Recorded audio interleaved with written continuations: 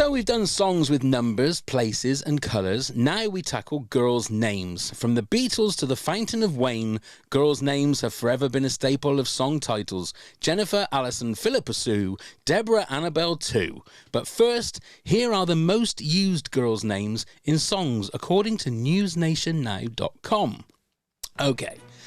Number 10, 439 times the name Carolina. Number 9, 440 times Carmen. Number 8, 459 times Juliet. So you cry, Juliet. At number 7, 565 times Emmanuel. At number 6, 579 times is Linda. At number 5, 580 times is Bella. At number 4, 659 times, Jane. At number 3, 698 times, it's Georgia. Georgia. And at number 2, 1,714 times, Maria. And at number 1, the most used girl's name in songs, 1,803 times, is Mary. Mary, keep on burning. So there you go. Now, I will say, I'm not quite sure how newsnationnow.com collated all of that, because it seems some of them are really, really low. But anyway, we don't have to worry about that. Ladies and gentlemen, please welcome someone who is the host of one of my new favourite podcasts. This is Life Goals with Theo Delaney, and amazingly, joining us is Theo Delaney. Hello, Theo. How are you? Hi. Oh, I'm very well. Thanks for having me on. It's an absolute pleasure. Your name first came up when we were what was it? Was it the Laurel and Hardy episode that we were doing? And your name came up with a certain friend of both of ours, Kevin Day. Oh yeah, Kevin. So you were doing. I think you were doing Disney songs with Kevin Day. I think that was the original one. Yes, when your name first came up. And Kevin, like me, is a massive Laurel and Hardy fan. Yeah, and he's been on my podcast, Life Goals. Yeah. Yes. He's a lovely guy. We've had him on 3 times now. Wow. Which equates to about a whole day with the length of time that I mean, Kevin loves to talk, but the stuff that he says is fascinating. He knows stuff that even like Wikipedia and that doesn't know. So it's great. So I have to thank him for sort of giving us your name. Thinking he said, yeah, Theo would love it. He'd love to come on the podcast. Yeah. So we're choosing songs with girls' names. We'll get to that in a second. Firstly, your podcast. I listened to a few episodes today, and I've got to say, the Noel Gallagher episode, or the double episode, if you like, was just so good. I mean, he comes over sometimes as being very aloof and being very rude and stuff like that. But in that episode, it was a 2-parter. It was so good listening to him talk about like the 2 things that he loves more than anything else, which is football and music. Yeah. So how did you get that one? Did you know? How did I get him? No, but I was. I mean, I'm always looking for guests like you. You know what it's like. You're always looking for good guests. I knew. I mean, I was a massive fan of Oasis when they came along. You know, in the mid '90s, I went to see them, and I bought all. I mean, I was like so many people. I just thought, wow, this band are great, and So I've always sort of been, abreast of his stuff, and so I was very, very aware he's a big football fan. And then I remembered, as I was thinking, I've got to get a good guess. And I remembered that I knew a radio researcher who had his number because he told me a funny story about him that he'd phoned him up to get a quote from him or something. So I thought I'll ask him if he'll give me his number, and he said, "Yeah, I'll give you his number." So I got his number and I WhatsApped him, and I said, "Look, I do this. I told him all about it. Sent him a link. I said, I'd really love to get you on." Totally ignored it, and you expect that from massive stars. Yeah. And I thought, but so then it's a bit like fishing, though, isn't it? There's no point in wading in trying to grab the thing. You've got no chance. What you got to do is you got to be patient. Yeah, you got to keep. So I thought I'll leave that, and then I think maybe 6 months later, I just sent him another one. I remember standing there with my daughter saying, "I'm going to give Noel Gallagher another try," and I just said, "Oh, by the way, Noel, don't know if you got a chance to look at this, but I'd love to get you on." Not expecting anything, and he immediately just replied and said, "Yeah, I'd like to do that. This is my PA's details.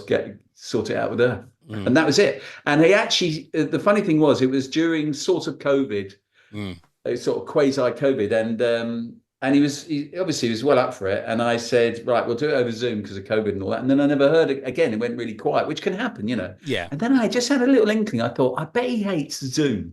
So I got back to his PA and said, look, it doesn't have to be Zoom. We can always meet up. And she said, oh, thank God you said that. Yeah, you'd never do it on Zoom. So I ended up going to his studio in London. Yeah. And the two of us just sat there for 2 hours. No one else there. Great acoustics, obviously. Yeah. Surrounded by all his gear and his memorabilia. And there's one thing I love to do. It's the same thing he loves to do. Just talk and talk and talk about football and music. So it was just easy. Press record. And he was great. I was a very, he was very good. Very good host. Very nice man. Yeah. And I very much enjoyed it. What I love about your podcast is that it's not just, I mean, obviously the sort of skeleton of it, if you like, is them picking their favourite goals, their favourite football goals for, not just goals in life, if you like. But then it always, like, especially with Noel, it would go off on tangents. And the one thing you're going to guarantee with Noel is he's got great stories about like the most famous people in the world, that he is friends with. That was the one thing that always made me laugh. He goes, well, I'm friends with Johnny Marr now, and I'm friends with Paul Weller, and I'm just name dropping all the time. Friends with Morrissey, friends with Damon Albarn. Exactly. He's got a brilliant story about him and Liam and Maradona in oh my God in Argentina. That story is absolutely epic. I would say I wouldn't spoil it. I would just say go and listen to it because it is. But there are some great stories, and it kind of like I say, Noel can come over as a bit aloof and a bit sort of standoffish sometimes, but I thought he sounded like he was just having a great time. Yeah, I think it's just two old blokes talking about the things they like best, as you said. I mean, you're never happier. No, absolutely, completely agree. Now, also, I was doing a little bit of research in you. Now, you were a commercials director, is that right? Yeah, that's right. Yeah. Now I've made about 500 TV commercials. See, now this fascinates me because I think people just take for granted that these commercials just get put up on the TV. Yeah. So, A, what commercials are there that you've done that we would know, and B, what's the process of? Do you, as a director, do you write them as well? Do you come up with the concept of them, or no? The process is like this: the client, let's say it's McDonald's, they need to do advertising, so they need an advertising agency to look after all of that. So they have an advertising agency. They call it their agency of record, and they pay them a regular monthly fee to look after all their advertising, and then they pay them for whatever they get on top of that. So then they'll decide with the agency, we need to make a TV commercial. So the agency work with them on a brief. They give the brief for the TV commercial script to a creative team within the advertising agency. And the advertising agency, sometimes more than one team, will compete to try and get a script that the client will like. Once they're settled on a script, they then go and find a film company and a director in the film company, a particular director they'll want, they'll decide on to make the script. Right. So I was the director. So I had a film company, or sometimes I used to work in other people's film companies. And so I have a show reel. I have people out there trying to peddle my wares for me and reps, and I hope that they will come to me. And then I'll do a meeting. I'll do my pitch. Then I have to write a pitch document called a treatment. And then if I get the job, that's it. I'm directing the movie, which is actually usually a 30-second movie, And I did that for about 30 years. Wow. And I made commercials all over the world, mostly in the UK, but also all over Europe, all over America and everything. And I've made lots of other things. I've made lots of documentaries and short films and things like that. Yeah. So is the process on being a director for a commercial the same as if you were making a movie? Is it just doing shot by shot and essentially, yes. So once I've got the job, well, first of all, I have to do my treatment, where I'm going to say, this is how I see this. Right. And it's really involved. Like you say, most people watch commercial, they'd never dream there'd be so much involved. But I've got to write quite a thick treatment saying, this is how I see the casting. This is, what actors we need, what kind of actors we need, what kind of performances we need. This is how I see the color of the thing, how I see the treatment of all the grading and everything. This is how I see the style, the pace of the cutting, the kind of lenses I might use, the way the camera might move. I talk about the music, what kind of music. I'll talk about the wardrobe, the costume, every single element that I consider to be important to this vision that I'm conjuring in my head based on their script. Right. And if they like my vision more than the other people who are pitching, and they like the price that we're giving them as well, they will go with me. And then after that, then the real work starts. So then I do a storyboard. Yeah, I'll storyboard it out completely. Yeah. So every shot is planned in advance and okayed. We do a massive pre-production meeting where the client comes, the agency come, all of my people go, my producer, you know, and other key people, and we all talk it through in great detail. Because one thing that ad agencies and especially clients don't like is surprises. Because once at the end of that meeting, it's all down to me, and they can't. Then I'm slightly out of their control. So they've got to have everything nailed down before that in the pre-production meeting, and then you go and do the shoot. And the shoot could be anything from half a day to, you know, a couple of weeks. Could be anything. You could be on location. You could be in a studio. You might build a set. Could be, you know, it could be anything. And I've done it for so long. I've made so many commercials. I've made almost every kind of commercial. I mean, like every genre. I've made musicals, westerns, comedy dialogue, documentary, mockumentary, everything you can imagine. And that's why it's a lovely job, because you end up making all these little mini movies in every single possible, you know, genre. Right. So the other thing, and I was only thinking this a couple of weeks ago, I was watching I can't remember what the advert was for, but there was something there, I think it was fabric softener, and the woman there is like, smelling the freshness of the clothes. Yeah. And I was thinking, I wonder how many people like auditioned for that, and why that person got the job, because they must all be actors that go for that. Do you have people in mind? Or is there like a whole room full of audition people, and then they come in and do exactly the same for you, and you just pick which one you think is right for the role? Yeah, for that sort of thing, definitely the latter. You will set up I will have a casting director. You know, I've worked with loads of different casting directors. That's another specialist thing. So you go to your casting director and you say, right, this is how I see this. I think she's probably like this. She might be like that. But give me a variety. This is the age range. And then I literally sit there. I mean, some directors, especially when they get experience, they didn't even bother going to the casting sessions. They just let the casting director do it, and then they'd look at the video afterwards. But I tended to always go to the casting sessions. Right. If it's a thing abroad, sometimes you can't because it's too far away or whatever. Yeah. But yeah, I've sat in so many casting sessions. You sit on a couch, usually got one or two of the ad agency people with you as well, because they've got to like the choices. They've got to agree with you to a large extent. And yeah, they come in one after the other. So the woman's sniffing the fabric conditioner. I'm not joking. I've done so many things like that where she come in and I say, right, this is what you got to do. You've got the fabric conditioner, and I want you to sniff it, and I want you to convey how wonderful it is just in your eyes and the way it, you know. And then, you know, you get 20 people do that one after another over the course of 2 hours. And then you choose. It's mad, isn't it? It's totally insane. Some ads, it has to be said, some ads are just so much like ads. I mean, that one, the one you're describing, that is so addy. It's unbelievable. Yeah. If I'm being brutally honest, I would tend to avoid those kind of scripts myself. Right. But you know, if times are hard, I'd just say, all right, I'll do it. I mean, someone's got to make them, haven't they? I suppose. It's the same as some actor has to have that role. So, you know. And lots of actors obviously come through. I gave Martin Freeman, for example, his first 2 jobs. No. Yeah, he came in and I cast him in a beer commercial. He literally just walked out of drama school. And I liked his look. He had a kind of everyman look. And there was something about him. I couldn't quite place what it was, but he was just ideal for this thing. And he was so good. And what I noticed about him was that he was also really keen to learn. He kept asking me questions. Me questions all the time. Easy to work with, impressive, very good actor, but just a kid. And he was so good. This never happens, but he was so good. The next commercial I got a couple of weeks later, I said to the ad agency, and this never happens, but I said, it was only a little 10-second ad, but even so, it all depended on this one performance. And I said, we don't need to do a casting session. I know exactly who's right for this. And I showed them him. And they said, all right, if that's what you think, great. And so I gave him his second job as well. And now I bump into him every now and then in Soho, and we have a little chat and a little chuckle about that. He's you know. The rest, as they say, is history. Yeah. I mean, look at him now. Yeah. And he's got you to thank for that. I mean, I like to think so. Okay, I will put the link to Life Goals with Theo Delaney in the show notes. So please, it is not just a sports podcast. It's got so much more. Whether you like sport or music or whatever, it's just such a good listen to. Okay, before we actually get on, so we've got to do this. Lisa's challenge. What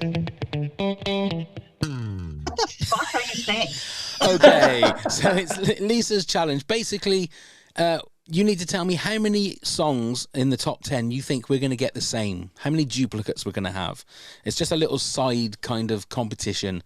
Out of the 10, do you think we're going to get any, or we're going to get all 10 the same? Right. Out of that 10, how many do you think we're going to get the same, Theo?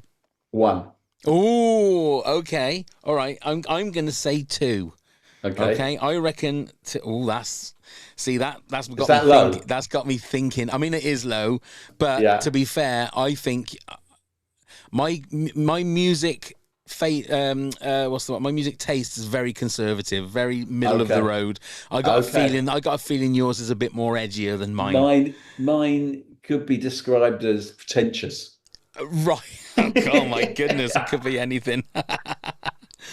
Okay, right. So hit me with your number 10 then, please, Theo. Okay.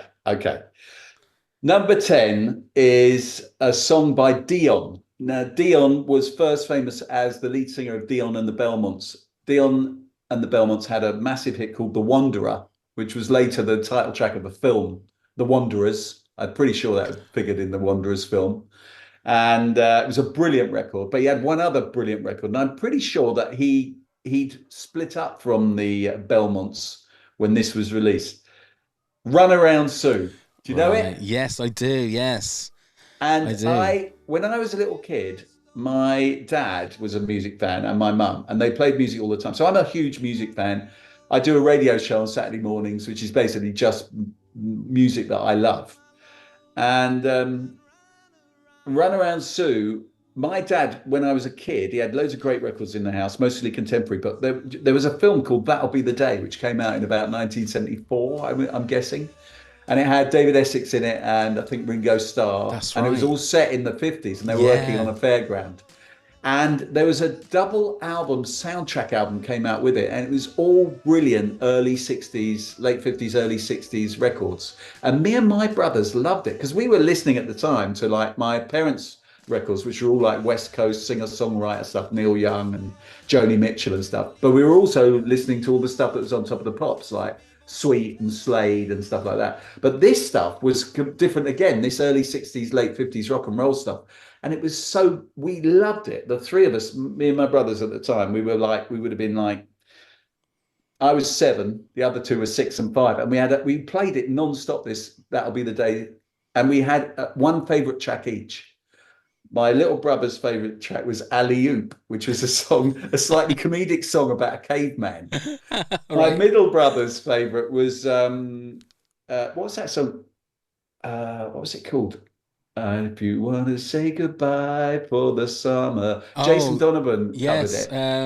Darling, Sealed with a Kiss. Yeah. There you go. Yeah. So his favorite was Sealed with a Kiss. My favorite was Run Around Sue. And it was, I mean, I love so many tracks on this album, but Run Around Sue by Dion and the Belmonts, I loved. And Dion went on to have a sort of almost like a second career, because by the end of the 60s, well, a lot of those old sort of pop stars and rock and rollers had disappeared because music had totally changed. Yeah, music didn't, I mean, in the 60s, I mean, by the end of the 60s, everyone had long hair and they're singing about peace, love and stuff. But he hung on in there, and he's really rated even now by people like Paul Simon and Bob Dylan. He had a great album out in the early 70s called Born to Be With You. So he was a really, really good figure. He turned out to be more significant than people possibly suspected. He didn't write Run Around Sue, but it was a magnificent record. And it is, I know it figured in the Rolling Stones top 500 records of all time or songs of all time. So it is, in one way, it's a sort of poppy bubblegum song, but on the other hand, it's a brilliant record. Yeah. I feel like there's a couple of them that are like that you sort of think of them, and sometimes they can be dismissed a little bit, but when you really listen to them, I mean, another one that is got a girl's name, it didn't make my top 10, is Help Me Rhonda by the Beach Boys. I didn't even think about putting that in, and then one of the facts I was looking at said, and I listened to the song and I thought, my God, what a great tune that is. Yeah. You know, I mean, like with most Beach Boys songs, but that's a great one to kick us off with. That's very, very good. Okay, my number 10, I'm going with a song from the 80s. Now, I'm not a big fan of Marillion. They're a bit too proggy for me. Right. But Kaylee was a song I remember. I bought the 7-inch single when this came out, which it must have been 84, 85, I think, maybe. Mm-hmm. But it's what a tune. I mean, this is probably the my normal co-host who's off ill at the moment is a massive Marillion fan, and he loves all of the 10-minute long prog rock songs. Yeah. Whereas he's always said to me that this is like their most commercial sort of sound. It was a big hit, wasn't it? It was a massive hit. I don't think it never got to number 1, but it was definitely like I think top 5. Yeah. And there's some of these songs that I love that I don't like any other Marillion songs, you know. But then I think I probably only ever heard 4 or 5 Marillion songs. But 1 in 5 is not a bad hit rate for a band that you don't like. Yeah. But as a standout tune on its own, it's fantastic. Now I don't know whether are you a bit of a prog rock fan? Not really. I'm not really a prog rock. I like to think that I don't rule anything out by category, only by quality. I'm the same. That's my So I'm not totally against prog rock, but it's not something that I ever got massively into as a genre. But yeah, I mean, this song is one of those. I mean, it's got to be one of the big sort of. You hear it, you're there in the 80s. Yeah, it's very much a crossover thing from their normal. Yeah, it kind of takes you right back to that mid-80s time, doesn't it? Without a doubt. Totally. Okay, that's my number 10. So over to you for your number 9 then, please, Theo. So number 9, we're going for a little bit of hip-hop. Oh, okay. And we're going with Outkast, Miss Jackson. Sorry, Miss Jackson. God, I hadn't even thought about that one. And I thought it only just sneaks in because it's not, it's a bit of a left field choice because it's not a girl's Christian name. No. But obviously it is a girl's name. Absolutely. So I've snuck it in. And I thought I'd like to have hip hop represented. I think Outkast are like the royalty, the absolute royalty of hip hop. They're they're just so fabulously kind of clever and they're just geniuses. I love everything they do. They can do anything. And this was, again, a bit like it's a little bit like the Marillion thing. This was their massive sort of crossover hit. This was almost like a massive pop hit. Yeah. But it's quite dark in some ways because you keep wondering what the hell he's apologizing for. I think the subplot of it is that I think it's about a guy who falls in love very young with a girl and he gets her pregnant. I think that's what it's about. Right. So he's apologizing to the mother and he's trying to explain and he's trying to say, I'm going to do the right thing and everything. And he's dealing with the people are coming down on him hard. And I also read about it that there was something to do with either one of them. I can't remember. Maybe Big Boy had a relationship with Erykah Badu. Oh, right. Okay. The great, neo soul singer. And so I think that makes it even more intriguing. So I'm thinking, hold on a minute. Is that something to do with their relationship? There is something about the Erykah Badu connection involved in the lyrics. But even if you take away the lyrics, I mean, I like lyrics. I started as a journalist. I'm a writer by nature, so I like words and I like lyrics. But generally, with music, it will melody and feel will always trump lyrics for me. I agree. I like songs that I couldn't even tell you the lyrics, but I love them. I love the song. I can even sing along to bits of the chorus, but I've never given a thought to what the lyrics even are, just because I love the song so much. So. Yeah, the lyrics are intriguing. They're very dense because it's hip hop, so you get a lot of words in there and a lot of them are quite oblique. But even if, just set aside the lyrics, it's just a fantastic piece of music because there's such a brilliant outfit, Yeah. Whenever Outkast come up on this podcast, and they've come up before, I've always said that I find it very hard when I'm British with a British accent to say hey ya, because it always sounds like so how, I mean, again, you're British, how do you say it? Because it just makes you sound like you're some Sloane Ranger, yeah.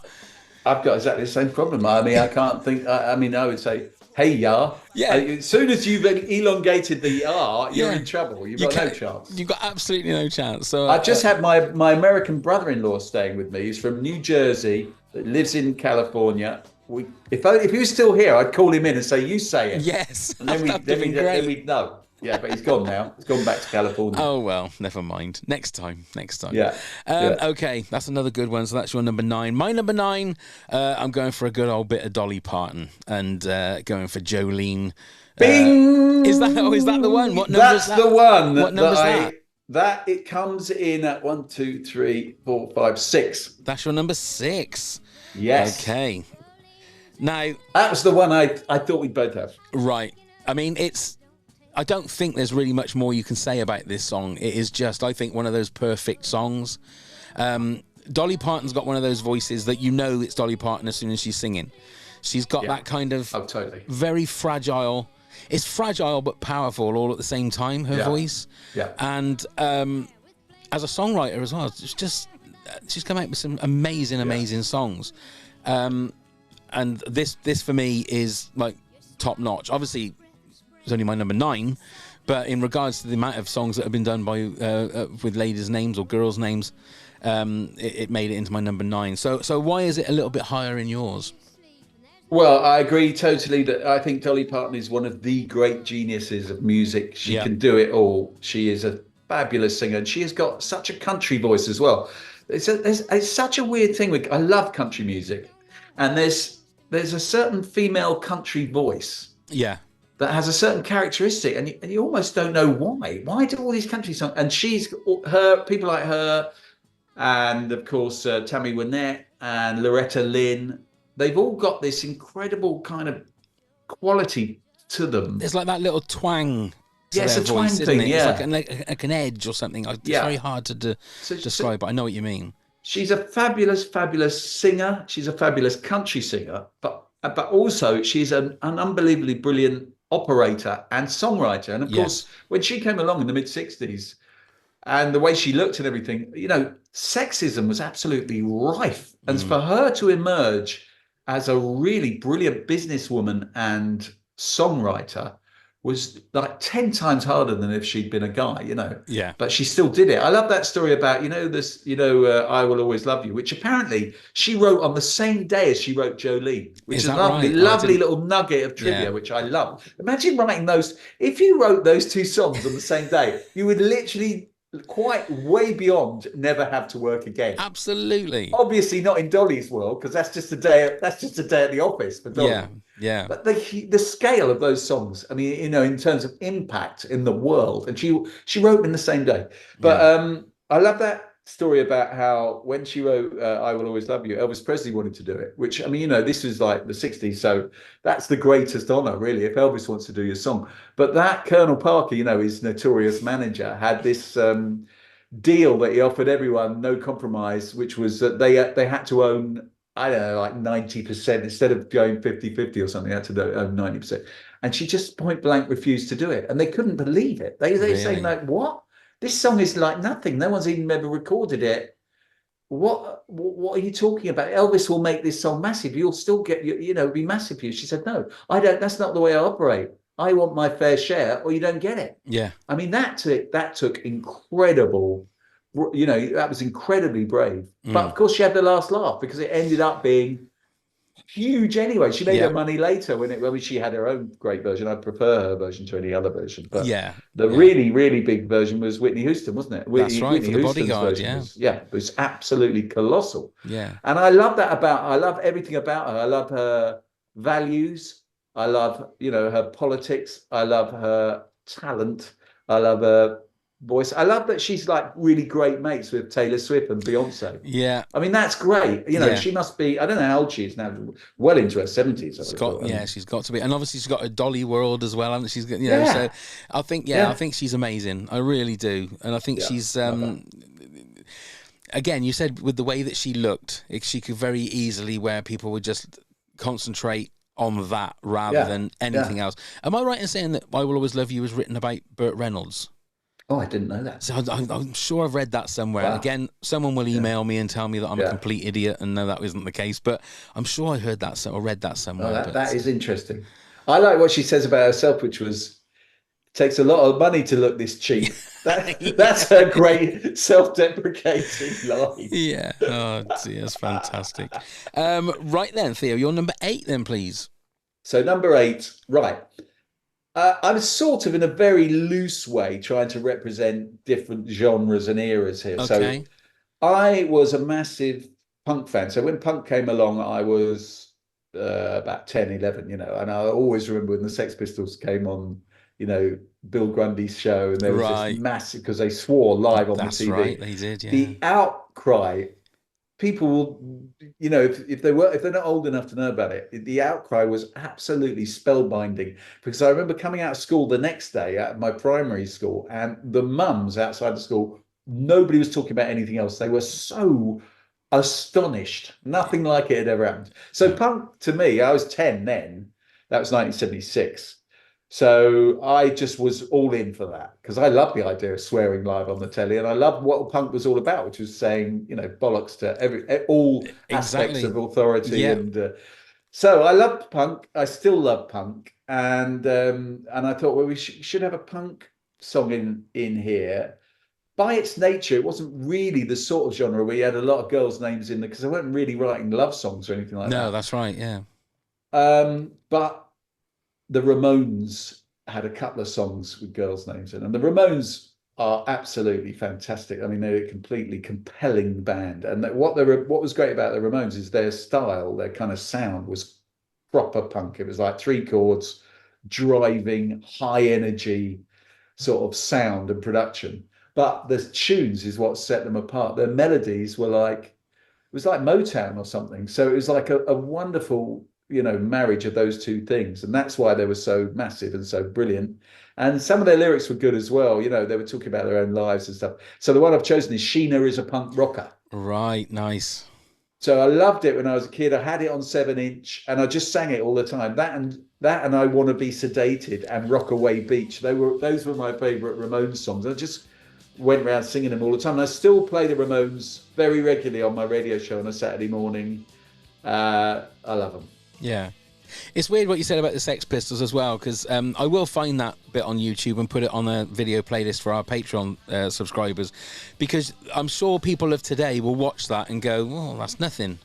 Oh God! Okay, so they said shit, and they said, everybody's got that kind of attitude now. When you go on YouTube and there's people just effing and blinding and God knows what.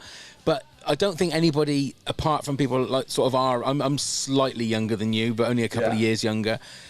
That was like the height of like censorship and just shock, and it shocked the nation, didn't it? Well, it shocked the world probably, and it's exactly what the Sex Pistols wanted to do. We were living in a world where no one ever disrespected the police, the royal family, the head teacher, anything like that. And in one or even somebody on TV. You wouldn't disrip somebody on TV someone by like Bill talking Grundy, like that. who was a middle-aged man with a suit and a tie. Yeah. There's no way you would disrespect him. And they came along, they disrespected everything all at once. Exactly. And I loved that at the time. Yeah. Exactly. I mean, it's strange. I mean, it would have been great if there was a Sex Pistols one on there, but like you say, they weren't there for doing love songs or stuff, were they? I can't think of any Sex Pistols song off the top of my head with a girl's name in it. No. I mean, God Save the Queen. I mean, you could have. That would have been a stretch. That would have been a stretch. You might have said, "Come on, Theo, you're pushing it there." That would have been a stretch. Yeah, I've got one that's a stretch that I'm going to have to put up to the board to see if I get the thumbs up for. Right. But we'll get to that.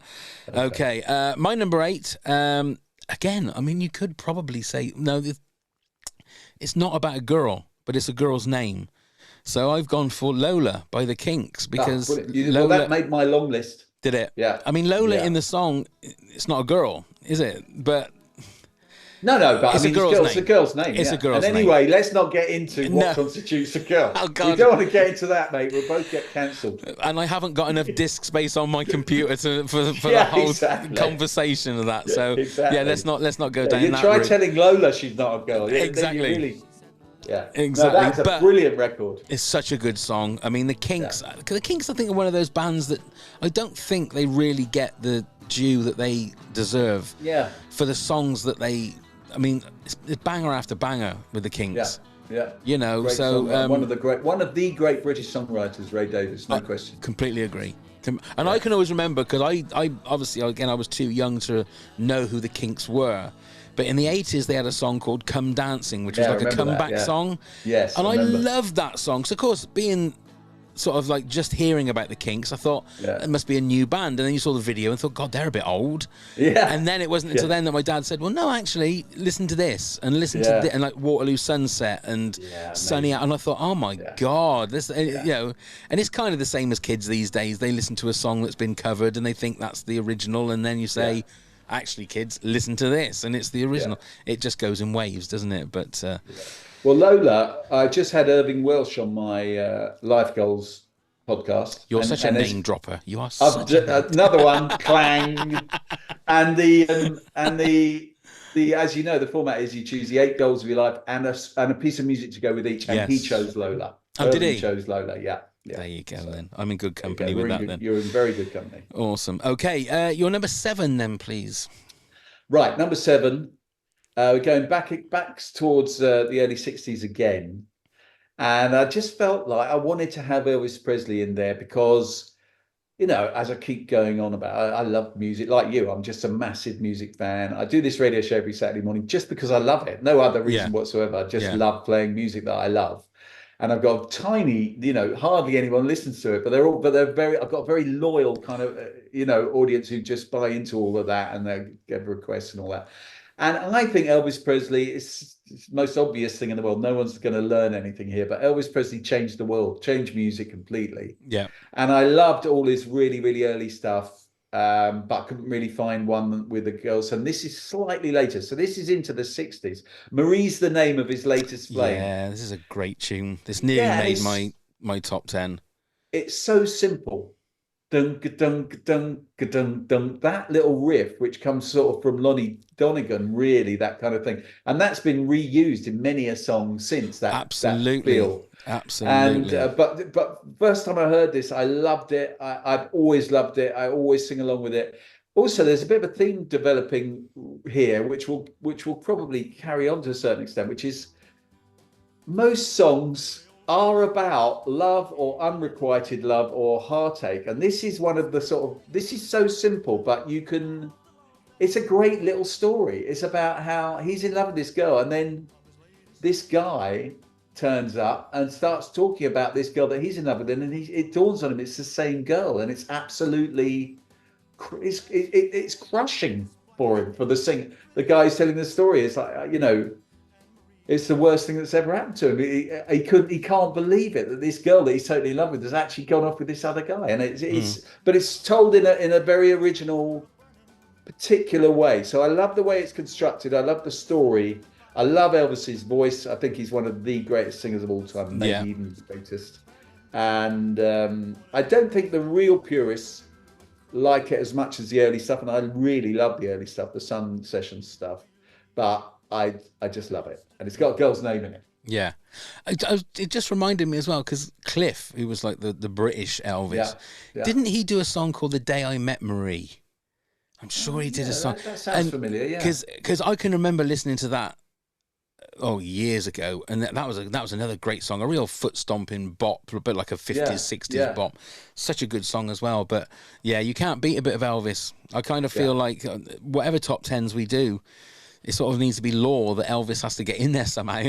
Even if it's greatest Premier League footballers of all time, you got to stick Elvis in there just because of his leg work. You know, he can sell a dummy to a defender with that shake of the hips. I love him. So good. Okay, my number 7 now. This I do a bit of singing in clubs and pubs and that. And great. And every so often I will do a song by this guy, thinking it's going to be like the scene in the Blues Brothers where they're throwing things at the stage, and but then every time I've done a song by this guy, it always goes down really well. So it's Barry Manilow and Mandy. Now, that's a great song. See, I've always, he is cheese. He is like probably one of the kings of cheese.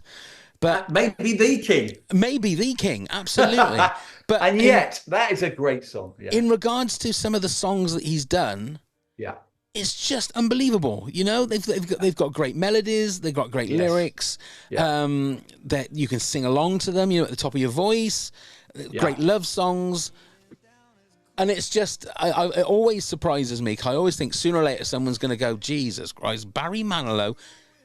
Most times when people do go, bloody hell, Barry Manilow, you'll find that they'll still sing along.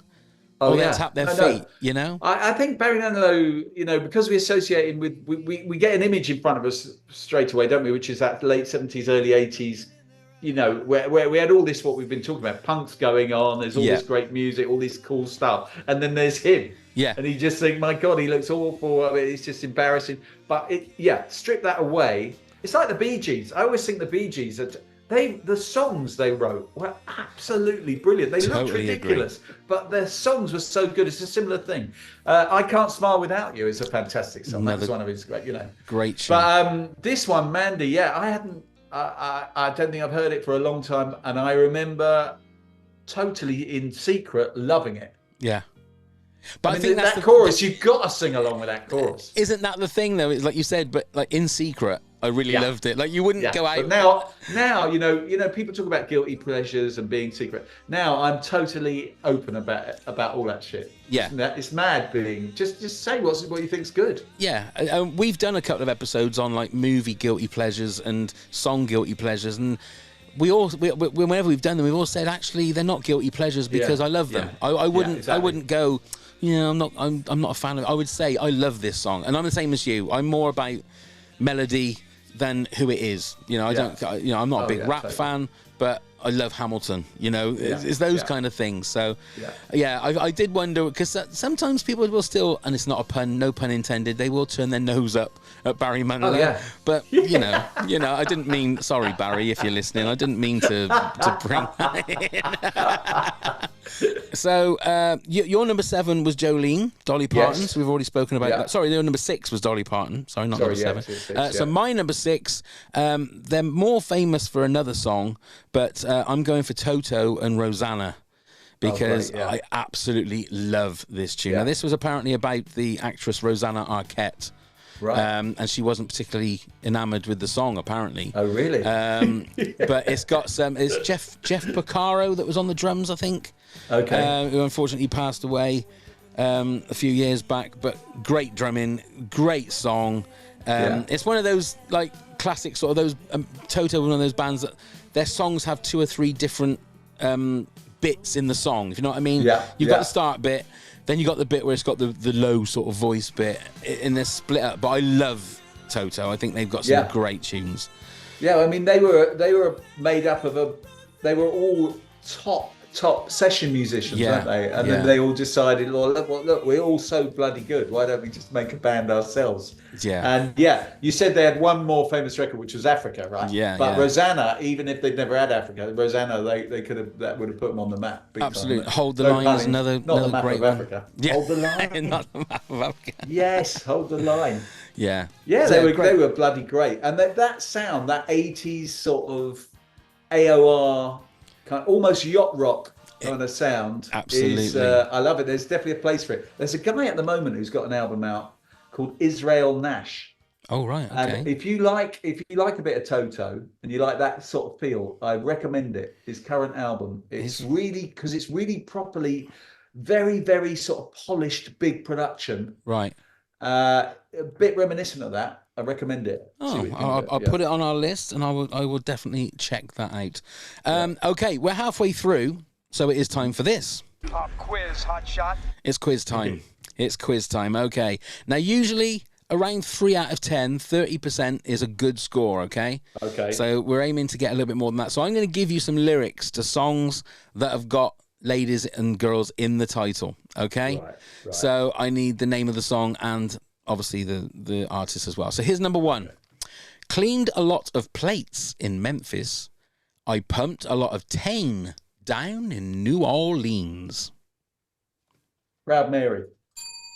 Oh, give you 2 dings for that. Well done. It is. Yeah. Indeed it is. Number 2. Jubilation. She loves me again. That is Cecilia by Simon and Garfunkel. Well done. The man's on fire. Number 3. I come in late at night, and in the morning, I just lay in my bed.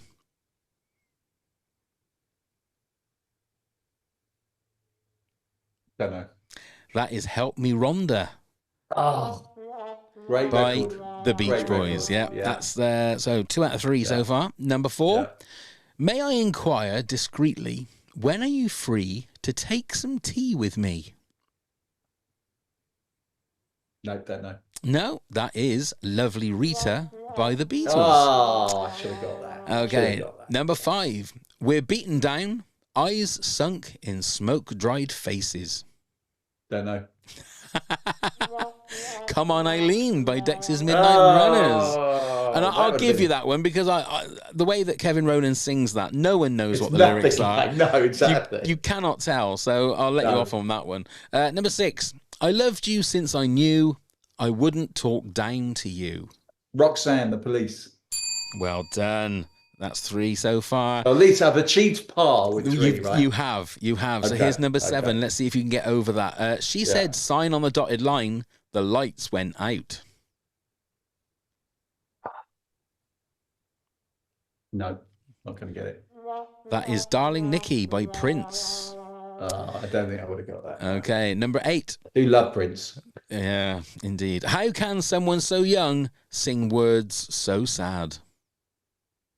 Oh, I know that. I know it. Come on, Theo, you can do it.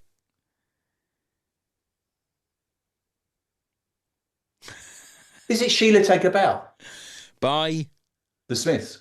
Yes, it is. Well, that's coming up on my list. Oh, is it? Well, there you go. You should get that one. Yeah, exactly. Oh, well done. Okay, number 9. You could have your choice of men, but I could never love again. Jolene. That is by Dolly Parton. And finally, if the night time is the right time, oh, any time of yours is the right time. They don't write lyrics. Is that Ray Charles? That is not. No. Hold on. If the right time is the right time.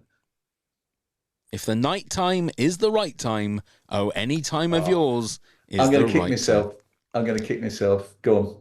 It was Caroline by Status Quo. Actually, I wouldn't have got that. They don't write lyrics like that anymore, no, do they? No, they don't. They don't. So what did I get? 5? 5 out of 10. Not bad. So that's not bad at all. Yeah. That's very good. 50% is a good score rate. So yeah. Okay, we're back to the top 10. So let's have your number 5 then, please, Theo. Sheila Take a Bow. Oh, there you go. There you go. So I'm a massive Smiths fan. Actually, when we discussed what top 10 we could do, I did the Smiths. I thought sort of floated the idea of maybe doing Smiths songs. Sheila Take a Bow probably wouldn't be in my top 10 Smiths songs, but it was still. But I love the Smiths so much that I still regard it as a great song. And they're certainly, again, not a band that will have. I'm not sure if they did any other songs with a girl's name in. But typically, it's funny, really, really funny. His lyric. Morrissey is such a fascinating individual. When he came along, he was a complete original. His lyrics were completely original. I still don't think I don't think there's a lyricist before or since that I like better. I think Morrissey's lyrics are just so amazing because they were just so surprising, the turns they took, and so frequently hilarious. Absolutely mad and left field and hilarious. This one's interesting. Sheila Take a Bow, they talked about it being like a glam rock hit. And actually between, I think, The Queen Is Dead and the last album, what was it called? Strange Race, Here We Come. I think that they actually released about 4 singles that were not on albums. I think that was the way they did it. And Sheila Take a Bow was one of them. Panic was another one. And I basically liked all of the Smiths singles. I basically liked everything they ever did. In fact, I had Adrian Durham on my podcast a couple of years ago from TalkSport. And I should have a clang sound here, so that every time you do it. Every time I drop one. And it turned out he was a massive music fan, massive Smiths fan. And he said to me, you've got to go and see the Smiths with a Y, which is the great tribute band. Oh, right, okay. And I've always felt slightly, like most people, slightly ambivalent about tribute bands. But when you see a good one, it is really, I've seen a brilliant Steely Dan one, for example, who are called Nearly Dan.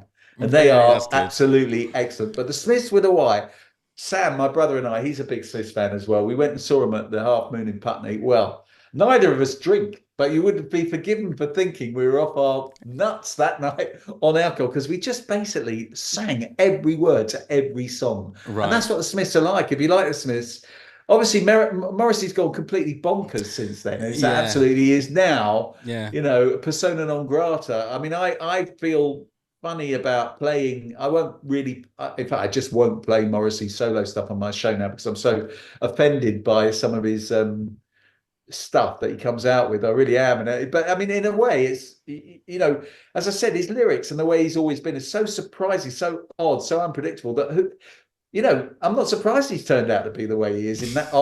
It's so surprising. It's not surprising. Do you know what I mean? Yeah. But I still play the Smiths because the Smiths are at least 50% Johnny Marr, one of the greatest guitarists who's ever lived. And you can't penalise Johnny Marr or the other two for that matter because Morrissey's gone bonkers. Exactly. Given the fact he was always going to go bonkers. So I actually nearly worked with Morrissey once where I made a documentary in the mid 60s with Eric Cantona. Clang. And and I said to Eric, this is great. Now, who are we going to get to talk about you? I did loads of interviews with him, but obviously you want other people to talk about him. Yeah. I said, what footballers do you want to get? And he said, not footballers, rock stars. Right. And I went, oh, okay, Eric. Nice. Who do you want to get? And he said, Mick Hucknall and Morrissey. I said, okay. So it turned out, of course, that they both love him. They loved him. It's the mid-90s, and they're both Man United, and they both loved him. So Mick Hucknall just did it. I went and interviewed Mick Hucknall, clang. And then, and Morrissey, we found out that he would only communicate with anyone by fax. Only by fax. Really? You can't phone him. You won't go through his agents. You have to fax him directly. So we kept faxing him, and eventually he started to reply, and he'd send these handwritten faxes back, all kind of flowery writing, and you know, in terms of not just the compositions which were memorable, but also even the way the letters were fashioned and everything. It was great, and of course, twice I made plans to go with a small crew and meet up with him and do the interview, and he just never turned up. Yeah. Never turned up. Renowned for that, wasn't he? For just going to gigs and not turning up. Yeah. Yeah. So, you know, there you go. But I've still got the faxes. I mean, they could be worth something. You don't know, exactly. do you? You read my mind. You never know, do you? Oh, that's great. Okay. My number 5, right, this is the one that's maybe a bit contentious, okay? Again, this song is actually about a man. It's a Beatles song, and it's Hey Jude. But Jude is a woman's name. Oh, well, you have really bent the rules. That is, I mean, it is, that isn't is it? I mean, slightly outrageous. Will you accept that, or will you not? Oh, yeah, well, it's not for me to say. You're the adjudicator here. But I'm... You know what? You know why you've done that? You know what I often say? I've done nearly 250 life goals. So when people come on and break the rules, I bloody love it. Yes, absolutely. I'm ready. I'm so into it. Yeah. And so you're breaking the rules here because you need that. You need the thrill. I just need that thrill just to see if I can get away with it. Yeah, exactly. Yeah. I mean, if you'd have thrown your headphones off and gone, I'm not putting up with this shit anymore, and walked off, then I'd have thought, right, I'll change it quickly. But we've spoken about Hey Jude. I mean, Hey Jude for me seems to be one of those songs that you either love it or you hate it. There's so many people I know that love the Beatles, but the Hey Jude is their worst song. They just hate it. I find that it's definitely a live song. It's so much better live than the sort of Do you sing recording. It? I have done before. Every August in Siren they have a open air festival. And the last time I did that, which is in 2021, I think it was, after COVID, I did Hey Jude in front of like 4,000 people, having them sing, and it was my Glastonbury moment. Amazing. I'm never gonna. It was fantastic. Yeah. You can't beat it because people may not know the words, but as soon as you get to the na na na bit, everybody's in, you know, everybody's in. So it kind of had to be in there in my top 10. So I love it. I can't see how anyone couldn't love it. It's just a fantastic record. I mean, Paul McCartney, what is it? probably the greatest songwriter, I think, of them all. I completely agree. And that, you know, because I mean, he's just written so many great. I was, when I looked at my list, I was slightly appalled that I didn't have a Beatles song in. And in fact, when I picked Sheena as a punk rocker, sort of as the punk representative, but it was a late entry because of what I was going to do. I was going to be a bit smart ass, and I was going to pick Polythene Pan from Abbey Road, because Polythene Pan was really that, and probably Helter Skelter were the prototype punk songs. Yeah. I mean, Polythene Pan in particular is so punk. Yeah. Like years before punk happened. It's just the sound of it is absolute proto-punk. Yeah. But I ended up going with Sheena as a punk rocker. But I think, I know, Hey Jude, even though it's a colossal and outrageous cheat, yes, is so good that it is entirely forgivable. I'm glad you said that, because I do feel like I'm hanging my head in shame a little bit there. Yeah. But no, you've said it's okay, so that's okay. It's law now. Yeah. Okay, then, your number 4 then, please, Theo. Right, number 4. This is really left field. And you may not know this, but when I started doing my radio show, it was about 2016. I've always been a massive music fan, as I said. I've always liked to think that I'm not one of those old bastards who only listens to the old stuff. So I've always listened and tried to keep up. But once I started doing a weekly music show, which I've kept up consistently, you know, now for 8 years, what it gave me was the discipline to really force myself to absolutely insist upon myself to. So every single week I am interested in what's coming out now. And that's the best thing about doing the show. Right. And I have discovered so many great bands in the last 8 years that I might not otherwise have known about. And this particular band is called Big Thief. I don't know if you've come across them, but they're from America. No. They're a fantastic American band. And I discovered them in 2016, and they had one album out at that point called Master Plan or Masterpiece? A Masterpiece. Anyway, brilliant album with fantastic songs on it. And I thought, wow, this is a hell of a band. Then their second album, this track was on. It's called Mary. It wasn't even a single. Okay. But it is, and that's why when you read out the top 10 girls' names that are committed to song type, this was the only one that's represented on my list, Mary, and it was number 1, wasn't it? It was the most often. 1,803. Yeah. Well, this song is just called Mary. It's really gentle. It's quite unusual. I mean, Adrienne Lenker is the main creative force in this band, but also Buck Meek is her kind of right-hand man, and she just is, I think, an unbelievably great songwriter. She writes lots of different types of songs.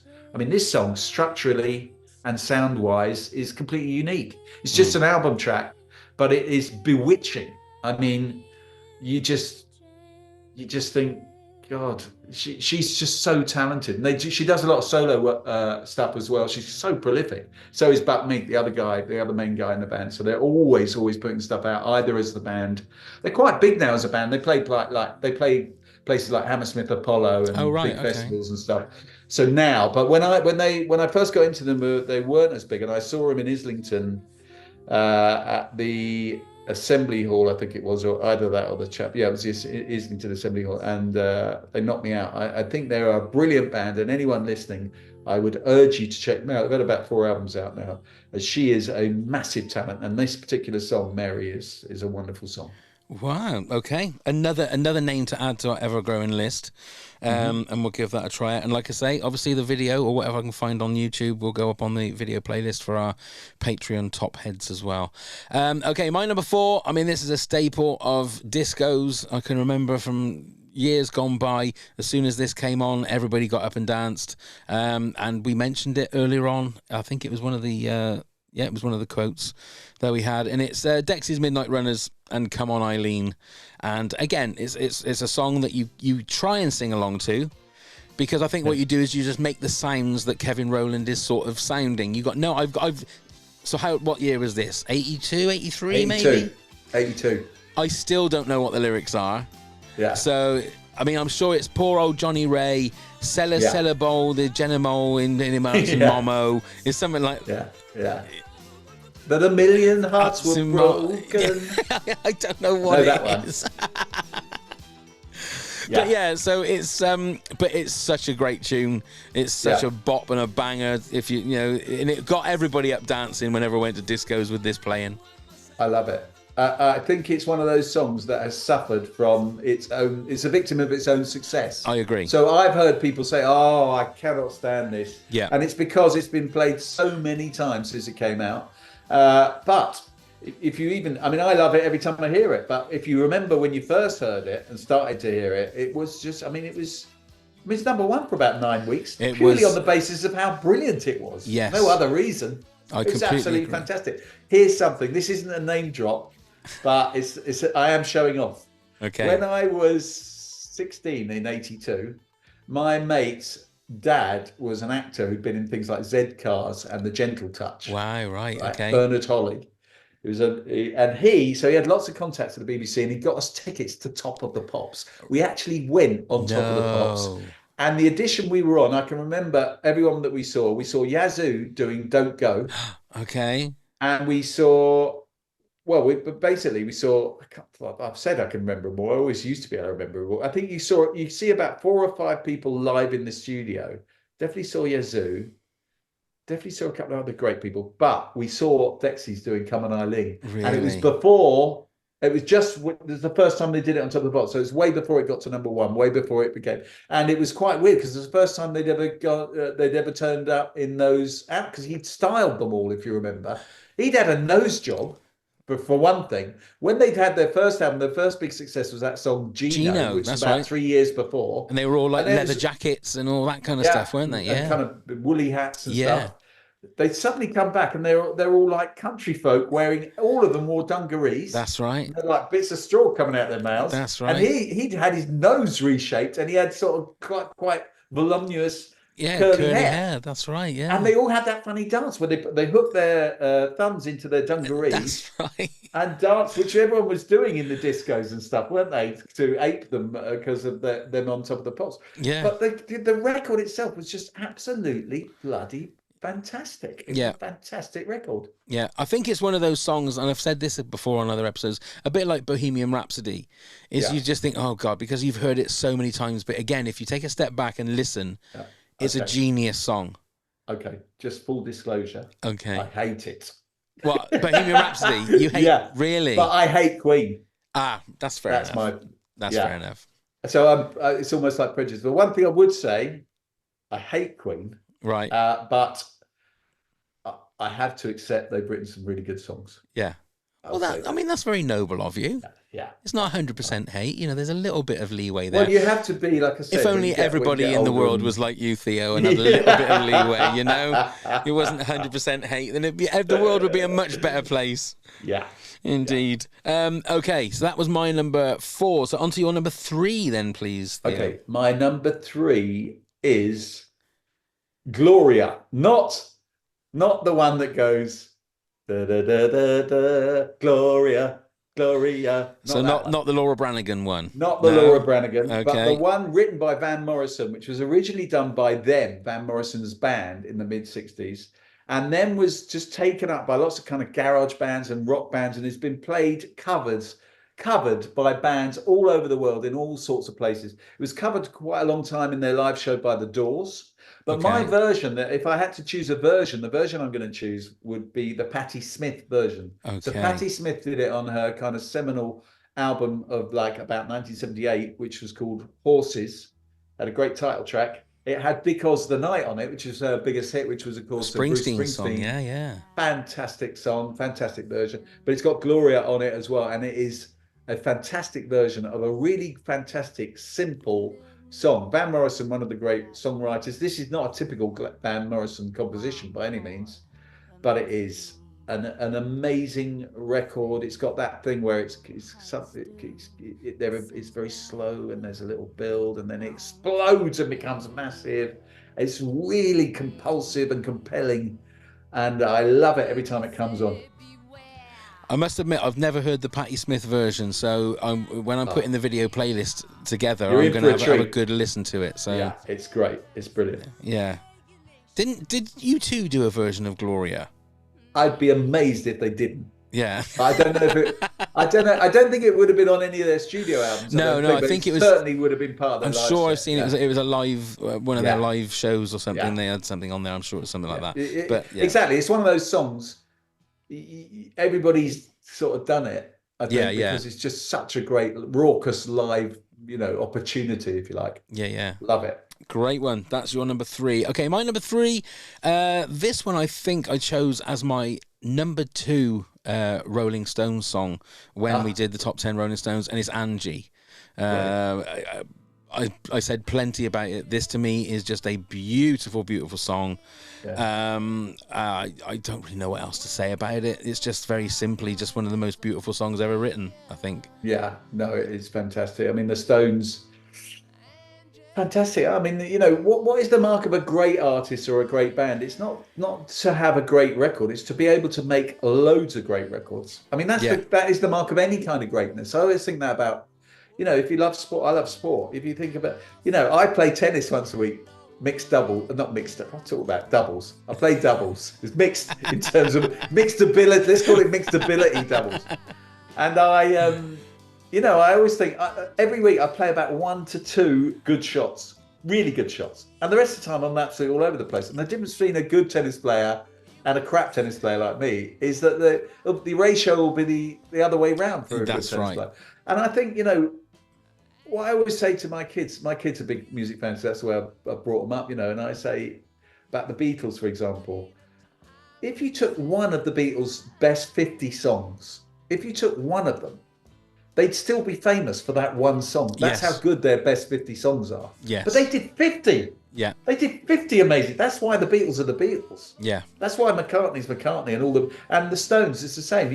I'm not surprised you did a top 10 Stones thing. I mean, that it's actually quite hard narrowing it down to 10, isn't it? Whenever we do ones, whether we've done like Billy Joel or Bowie or anybody like that, you sort of think it's going to be easy. It's going to be easy, and then you actually knuckle, and especially with the Rolling Stones, you knuckle down, and all of a sudden you've done your first list, and there's 50 songs on there, and you think, well, how am I going to whittle this down? Because some of them are about as iconic as you can get. Some of them are your favourite sort of album tracks that you think, well, I can't let that one go.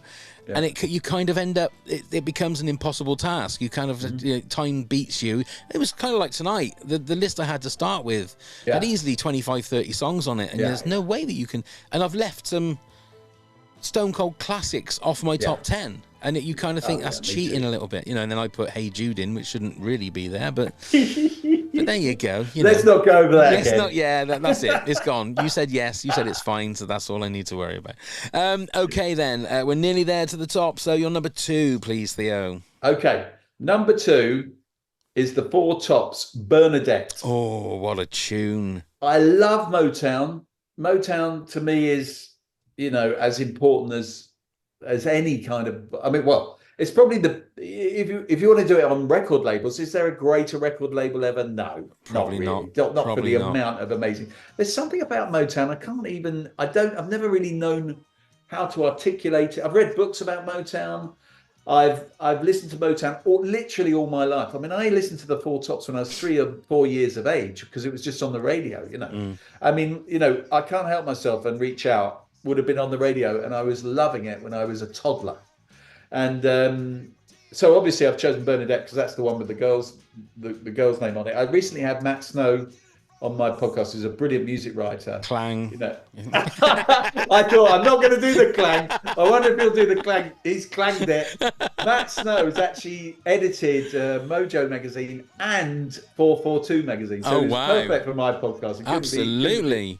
But my God, does he know music? I mean, he's absolutely had a life, immersed in music and writing about music. He's an absolute walking encyclopedia. And he chose Bernadette on Life Goals. And I thought to myself, well, if Matt Snow chooses it for his life goals, and I'm doing a thing on songs with girls' names, and I've got to go Motown, Bernadette's got to be. And what a great! And I actually think it's only about their third or fourth best song, but it is. Almost any other group in the world would go by miles their best song, Bernadette. It's so dramatic. That's the thing that Matt said, and he's so right. There's a real drama to it. He's so much emotion in his unbelievable voice and his delivery, and it's just absolutely stunning. I love the Four Tops. And my mum is a massive fan of Motown and like Atlantic Records and all of that kind of stuff. And I was sort of brought up on that when I was younger. It was always Sunday morning. It'd be either that or Chic or the Eagles if my dad got hold of the record. You're talking my language, and then it becomes those sort of artists then become like warm blankets because you hear those songs and it just takes you back to when you were like 5, 6, 7, 8 years old. Exactly. You know, it's so good. Okay, my number 2 is one of it was in my top 10 of songs that make you cry. Again, one of the most beautiful songs ever written, and it's Annie's Song by John Denver. Oh yeah. Obviously, he's more famous for things like Take Me Home Country Roads and Rocky Mountain High and all those kind of things. There is just something, again, a little bit like Dolly Parton. John Denver has that very fragile voice, but it's beautiful. He's got that beautiful sort of tone to his voice. And this is just, like I say, I can't play this too much because I'll start crying, because it's just got, there's something about this song that for me is just, it just pulls at my heartstrings every time I hear it. So, well, I remember it so well being, and that, again, a huge hit, wasn't it, in the 70s? Absolutely. I think it was probably late 70s. It was the number one for ages. I can see him on Top of the Pops with his round glasses and all that. That's right, yeah. The Milky Bar Kid, wasn't he? That's what he looked like, the Milky Bar Kid. He looked exactly like the Milky Bar. I worked with the Milky Bar Kid. Hey, clang! Out of all the clangs, that was the one I wasn't expecting. Listen, if you've made 500 commercials, you're going to have worked with the Milky Bar Kid, I tell you. The thing about this song is, I've got an older sister called Annie. Oh, have you so really? It actually has, so it has that, and do you know what? Hard story to tell short, so I'm going to give it to you in a nutshell. I didn't even know I had an older sister till I was 20. Wow. Because my parents had a child out of wedlock when they were very young, and she was adopted, which often happened in the early 60s, as we know now. And I didn't even know I had an older sister or any older sibling. She was my older sister until I was 20, and I never met her until I was 30. And she is now a huge part of our family, as much as any. She's you know, as important a sibling to me as my other siblings. I've got three brothers and another sister as well, and you know, I love her so much. And so that song to me has extra resonance for my sister Annie. So I'm really glad you chose it. Oh, that's lovely. That's really, really nice. That's not a clang. That's just beautiful. No, there you go. Thank you. Okay, before we reveal our number ones, Theo, you've got a radio show, so I'm sure you love doing countdowns like this, but can you give us your 10 to 2? I'll give me the 10 to 2, and then we'll reveal our number ones. Okay. So number 10, Run Around Sue by Dion and the Belmonts. Number 9, Miss Jackson by Outkast. Number 8, Sheena is a Punk Rocker by the Ramones. Number 7, Marie's the Name of His Latest Flame by Elvis Presley. Number 6, Jolene by Dolly Parton. Number 5, Sheila Take a Bow, the Smiths. Number 4, Gloria, Patti Smith. Number 3, Mary. I think that's the right order. No, sorry, Mary was 4. Yeah, that's right, yeah. I'm so sorry. That's okay, don't worry. No, it's all right. Number 4, Mary by Big Thief. Number 3, Gloria by Patti Smith. And number 2, Bernadette by the Four Tops. Wonderful. And mine is number 10 was Kaylee, Marillion. 9, Jolene, Dolly Parton. 8, Lola, The Kinks. 7, Mandy by Barry Manilow.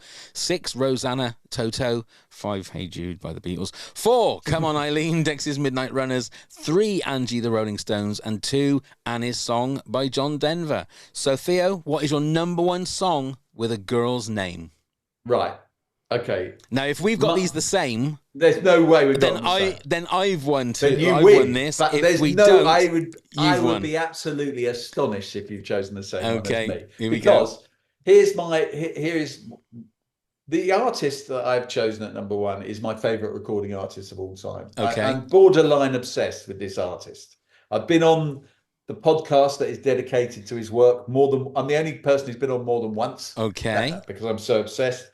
I've been obsessed with him since I first heard him on the John Peel show. Bit of a cliche, but it's true. On the John Peel show when I was about 11, I would have heard him. And when you say this artist to people in this country, very often they go, oh, really? Is he still going? Or oh, yeah, I remember one of his. In America, he's revered, rightly in my view, as one of the great songwriters. In fact, Rolling Stone magazine, when they do that, you know, they do those definitive lists of the greatest bands, the greatest one. When they do the greatest songwriters, there's no individual British songwriter that comes higher than him. Really? Because Lennon and McCartney come higher, but they obviously work together. Yeah, yeah. Jagger and Richards come higher, but obviously they work together. Yeah. So this, now the big reveal. It's Elvis Costello. Unbelievable. Which song? Alison. Oh my God. No. No, it's not. No. You're right. Elvis Costello. Alison is one of his most famous songs.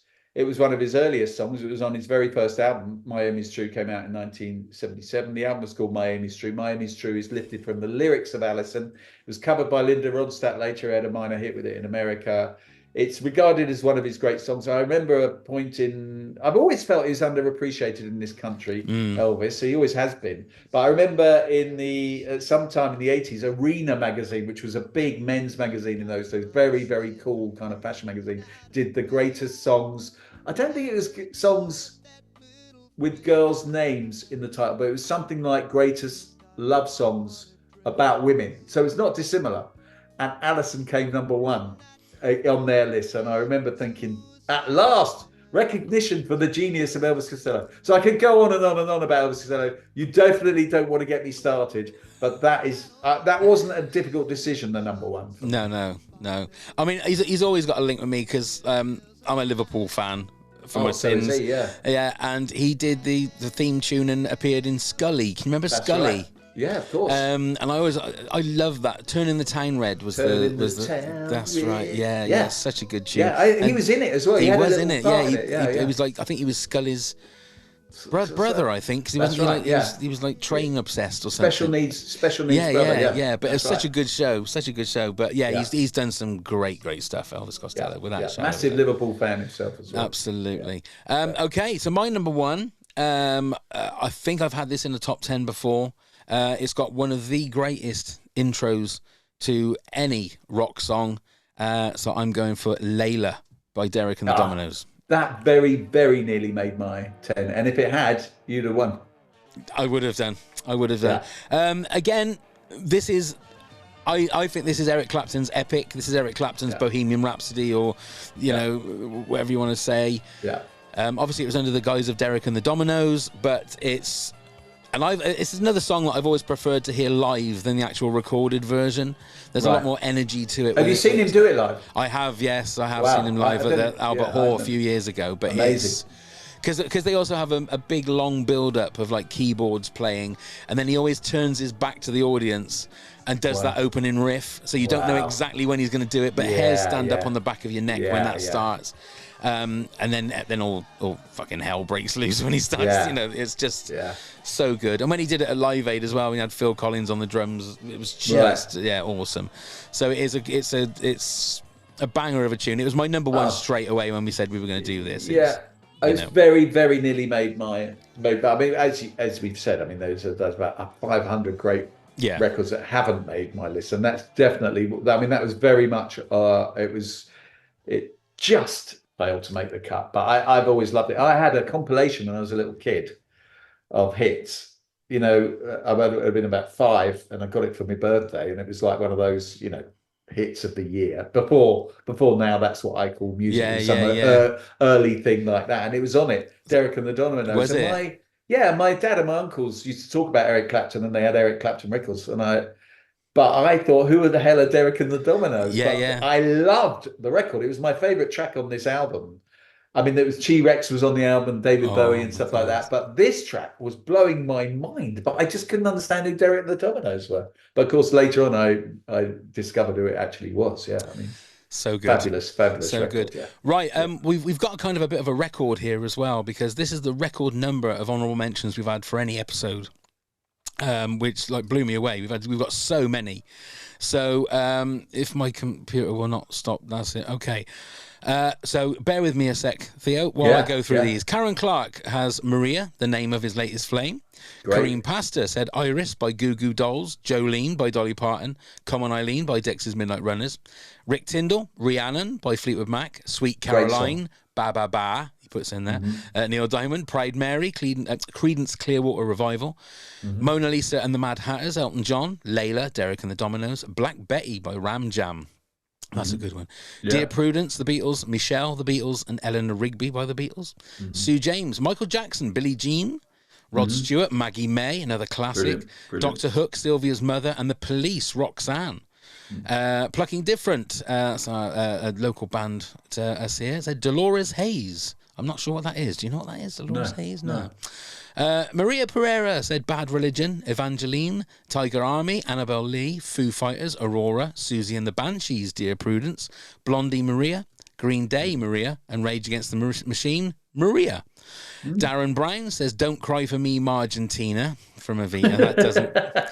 That doesn't work. That's Darren. pathetic. But he says my real answer is Dirty Diana by Michael Jackson. Randy Skinner said Allison by Elvis Costello. Oh, great. And Robin C. Donut said the same as well. Dan Rosk says Wind Cries Mary, Jimi Hendrix, or Eleanor Rigby by the Beatles. Yeah. Jason Rubenstein said Rita Mae Young by the Record Company. Anna Catherine says Valerie, Amy Winehouse. Stacey Burcham, Julia, the Beatles. Jan Lerner DeFeo, Beth, Kiss. Jeannie Prasith Pramote, Roxanne.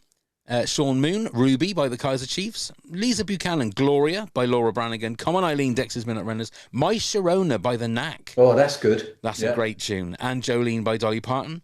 Callie Kastner said Rihanna, Fleetwood Mac. Mary Jane's Last Dance, Tom Petty. Constantine, Something Corporate. It's the all too well 10-minute version of early 2000s emo rock. Helena by My Chemical Romance. And can't go wrong with Stacey's Mum. They don't write lyrics like that anymore, like Stacey's mum.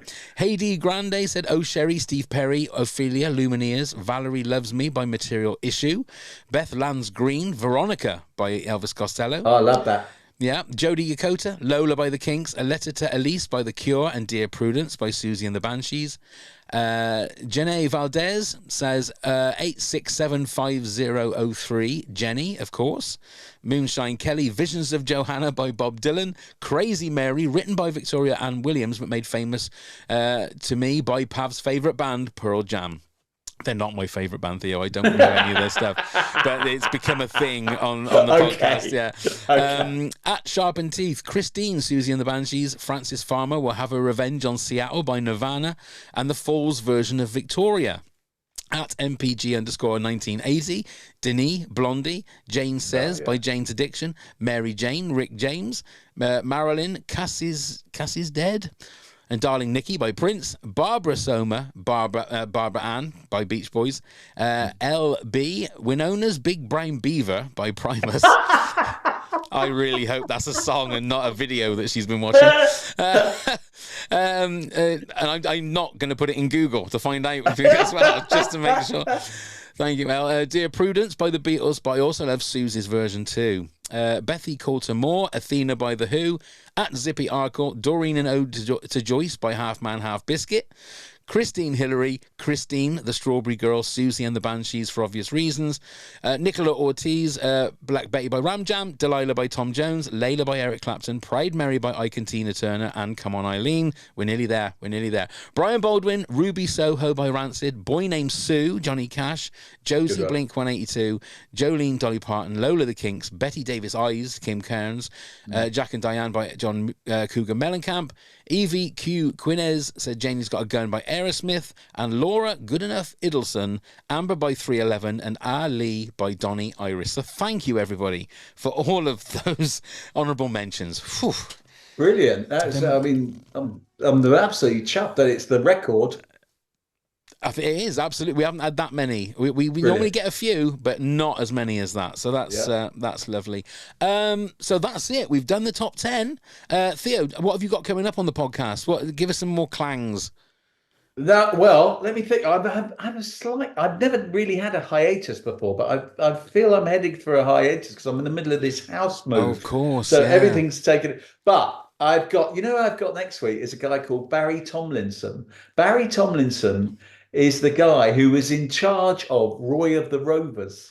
So he was Roy of the Rovers' main sort of impresario. He started the magazine. Before that, he'd worked on Roy of the Rovers on Tiger magazine. Yeah. He did all that. You know how Roy of the Rovers had Spandau Ballet in the strip and Morecambe and Wise. He was doing all of that stuff, getting all the people involved. He describes Roy Race of Roy of the Rovers as his best mate. Right. And you think he's mucking about, and then you realise, oh, he really is his best mate. And he talks about. He's an amazing guy, and he tells the whole story about, the story of Roy of the Rovers and what it was like putting it out, because it was huge, Roy of the Rovers, in the 70s and 80s. I have an 80s compendium of Roy of the Rovers up in my toilet as we speak. Well, you'll enjoy it. You will enjoy it. I mean, he's a cult figure himself. A lot of Roy of the Rovers aficionados follow him on Twitter and stuff, and he's always talking. It was very interesting. I really enjoyed interviewing. So that's the one that's coming out next. Awesome. That's coming out on Monday. Like I said, the link is in the show notes, so please go and click on it and have a listen, because you just thank me later is all I'm going to say. Listen to it and then thank me later. In regards to everything else, go on to the show notes. It's got links for social media. Yeah, if you want to email us, get in touch, toptenpods@hotmail.com. Come and join the Patreon. Come and be a guest on the podcast if you want. If you are part of that particular tier, patreon.com/top10pods. And it also helps keep our lights on, and it helps to support our little podcast. Merch, Linktree, buy us a coffee, all that stuff, all the gubbins is in the show notes. Theo, that was so much fun. Thank you so much for coming to spend an hour or so with me. Pav, I enjoyed it immensely. I really, really did. It was the perfect distraction for me. I mean, I'm surrounded by boxes and rubble here as I moved out of my house. So it's really cheered me up no end. I've enjoyed it immensely, and what a great podcast. Thanks for having me on. Thank you. And please, we'll come next time you move again, please come back. Or if you're feeling stressed, let me know, and then we'll just do another pod. I'll be in touch. Probably be tomorrow. Thanks very much, everybody. Thank you, Theo. Thanks, everybody, for watching and listening. Now let's go start the countdown. Clang.